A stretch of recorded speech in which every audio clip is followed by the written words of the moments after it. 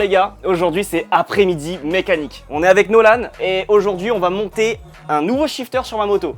J'en ai déjà un, c'est la même marque, c'est SP Electronic qui fait ça. Et le truc c'est qu'ils m'en ont envoyé un nouveau. Donc l'idée ça serait de le monter avec vous pour vous montrer de A à Z comment ça fonctionne. C'est de la mécanique qui est quand même relativement simple. C'est vraiment genre accessible à tout le monde normalement. Je veux dire tu prends le shifter, t'as juste à respecter l'ordre de montage, les branchements et honnêtement il n'y a aucun souci. Donc aujourd'hui je vais tout vous montrer de A à Z comment ça fonctionne. Et puis c'est parti.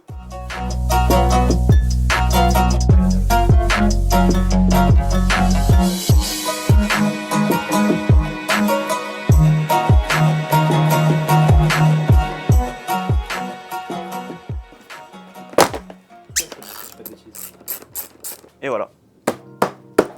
Faut l'enlever s'il te plaît. Faut que tu craques. Tu galères pas Ah c'était en arrière. J'avais oublié.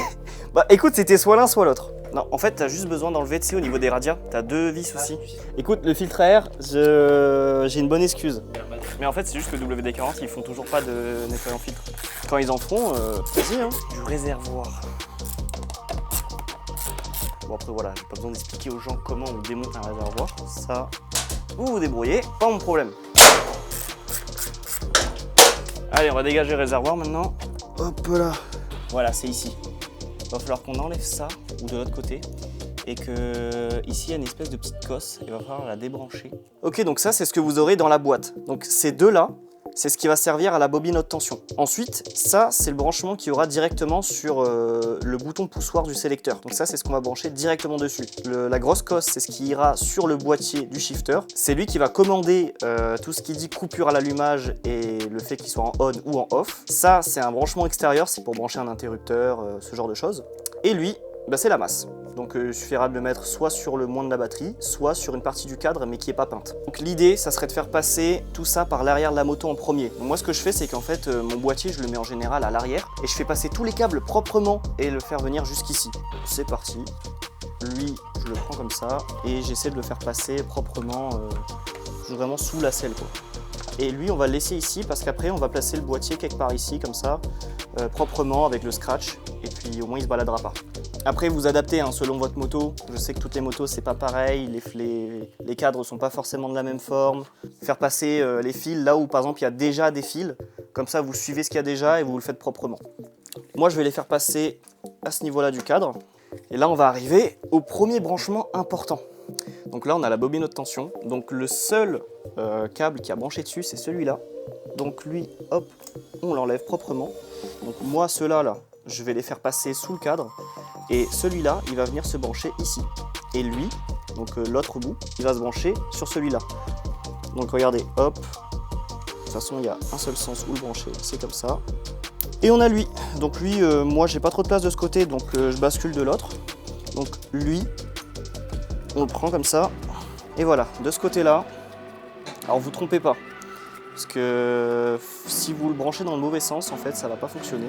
Donc là, on suit les couleurs. On voit qu'on a un bleu là et un bleu là. Et ben voilà, tout simplement, on les fait suivre. Parce que là, ça paraît simple, mais en fait, on peut soit le brancher dans ce sens ou dans l'autre. Donc il faut faire attention, il ne faut pas se tromper. Donc moi, le bon sens, c'est celui-là. Donc là, tout est bon. Hop. Ok les gars, alors maintenant cette partie-là, c'est assez simple. Ici, normalement, vous avez votre sélecteur d'origine.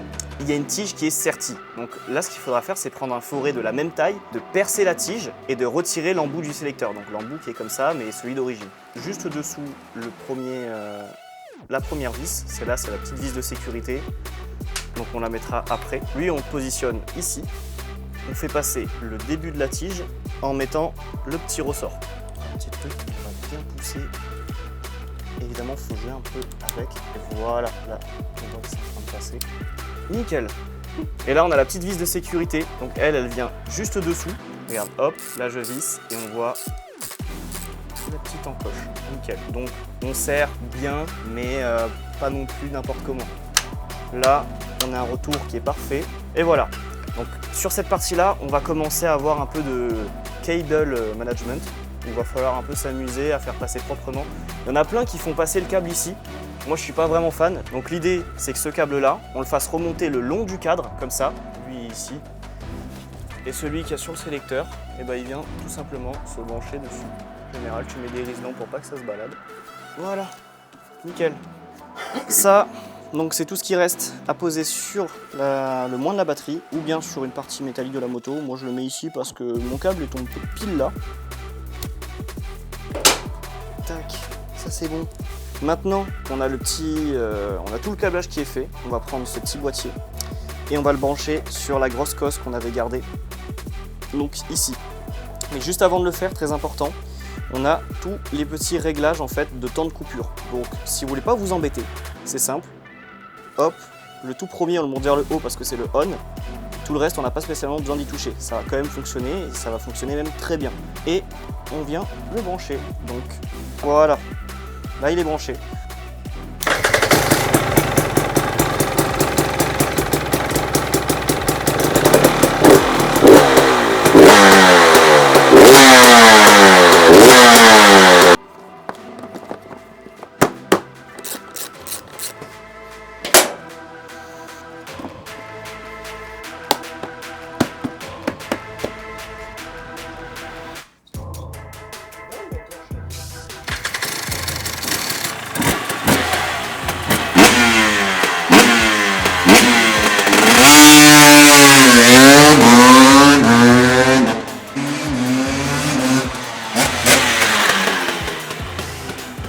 Maintenant que le tuto montage est terminé, qu'on voit que ça fonctionne nickel, il faut vraiment aller tester ça sur la route. Donc c'est parti. Bon les gars, nous voilà en extérieur. C'est parti pour essayer le shifter. Alors il faut savoir que ici on a un bouton poussoir, c'est ce qui permet justement d'avoir la coupure à l'allumage. Et tout le câblage, moi je l'ai fait bien remonter comme ça. Attendez, je me mets sur le côté. Je l'ai bien fait remonter le long du cadre ici. Puis après il vient se brancher à la bobine haute tension. Puis après tout va derrière et on a le boîtier qui est juste ici dans ce carénage. Donc maintenant je pense que c'est parti pour aller essayer tout ça sur route. Premièrement c'est que là j'ai un micro dans le casque pour vous expliquer un petit peu comment ça marche et tout. Après de toute façon j'ai pas grand chose à vous expliquer, ça va être juste du pur kiff. Et j'ai un micro dans le sac qui va justement servir à avoir un son un peu plus satisfaisant de ce que je vais filmer. Donc les gars, c'est parti. Petit shifter sur un 2 temps, c'est absolument pas commun. Petite forêt vraiment sympa pour le coup. Mais on va aller s'amuser ailleurs. Regardez-moi ça. Hop, je touche pas à l'embrayage. Oh là là. En fait, c'est là qu'on se rend compte qu'on est vraiment sur une pièce qui est vraiment satisfaisante. Parce que tu sais que t'en as pas forcément besoin, à part si tu fais de la piste. Mais c'est trop bien d'en avoir un, c'est trop cool. T'es là, tu passes tes rapports comme ça, à la volée, entre guillemets. Mais c'est trop bien, c'est trop bien. Tout le monde devrait avoir ça sur sa moto. De nos jours, après, plein de motos maintenant sortent d'usine avec des shifters, ou bien en option. Mais c'est des shifters un peu plus routiers, tu vois, c'est des shifters qui sont plus, on va dire, plus lents, un peu plus adaptés à la route. Mais là, on est sur un shifter vraiment de base qui sert à la compétition. On a quand même l'avantage de pouvoir le régler. Donc ça, c'est plutôt cool. Donc l'avantage, c'est qu'on peut le régler selon son utilisation. Moi, personnellement, j'ai pas besoin d'avoir la coupure la plus rapide du monde. Je fais quand même principalement du stunt. Mais pour m'amuser de temps en temps, comme ça, passer quelques petits rapports dans des virages, c'est assez satisfaisant. Tiens, regarde ça. C'est trop bien. Bon, maintenant, je vais arrêter de vous embêter avec ce que je dis. On va passer directement avec le micro qu'il y a dans le sac. C'est parti!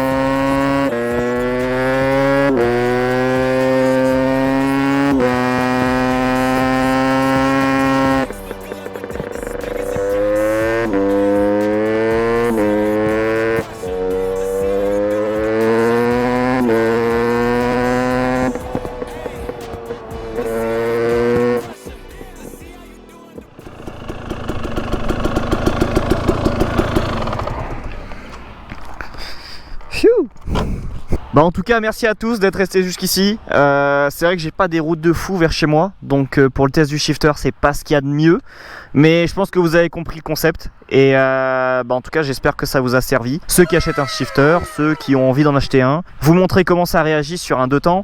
C'est vrai que c'est assez satisfaisant, sachant qu'en plus il y en a très peu qui mettent des shifters sur des 2 temps, donc c'est plutôt cool. En tout cas merci, et n'hésitez pas à me dire dans les commentaires si vous avez d'autres idées de vidéos. Moi je suis chaud de me lancer un peu plus sur YouTube, donc let's go. Woo!